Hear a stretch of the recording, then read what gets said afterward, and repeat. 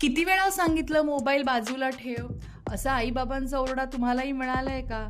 तर आज आपण बोलणार आहोत मोबाईलच्या उपयोग आणि दुष्परिणामाबद्दल. मोबाईल आपल्यासाठी उपयोगी तर आहेच, पण आज त्या मोबाईलचा योग्य वापर कसा करायचा हे आपण बघणार आहोत. आणि त्यात मोबाईलची बॅटरी 1% झाली की आपण पॅनिक होतो, पण तीच अभ्यास करताना फुल जरी असली तरी मूड होत नाही अभ्यास करायचा. तर चला निबंधाला सुरुवात करूया. आजच्या काळात मोबाईल आपल्या जीवनाचा महत्त्वाचा भाग झाला आहे. लहानांपासून मोठ्यांपर्यंत सगळ्यांच्याच हातात मोबाईल दिसतो. मोबाईलमुळे आपलं जीवन सोपे आणि जलद झाले आहे. मोबाईलचा उपयोग संवादासाठी खूप होतो. आपण कुठेही असलो तरी कुटुंबियांशी आणि मित्रांशी लगेच बोलू शकतो. ऑनलाईन शिक्षणामुळे घरी बसूनही अभ्यास करता येतो. इंटरनेटमुळे कोणतीही माहिती पटकन मिळते.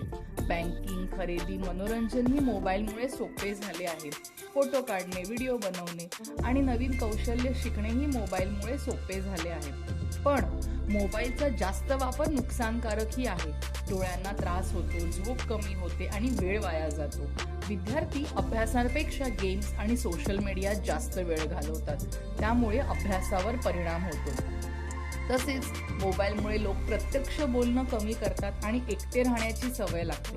कधी कधी मोबाईलचा चुकीचा वापर केल्यामुळे चुकीची माहिती पसरते आणि वेळेचा अपव्यय वाढतो. त्यामुळे मोबाईल वापरताना काळजी घेणे आवश्यक आहे. माझ्या मते मोबाईल चांगला आहे, पण त्याचा वापर मर्यादित करायला हवा. योग्य वापर केला तर फायदा होतो, नाहीतर नुकसानच.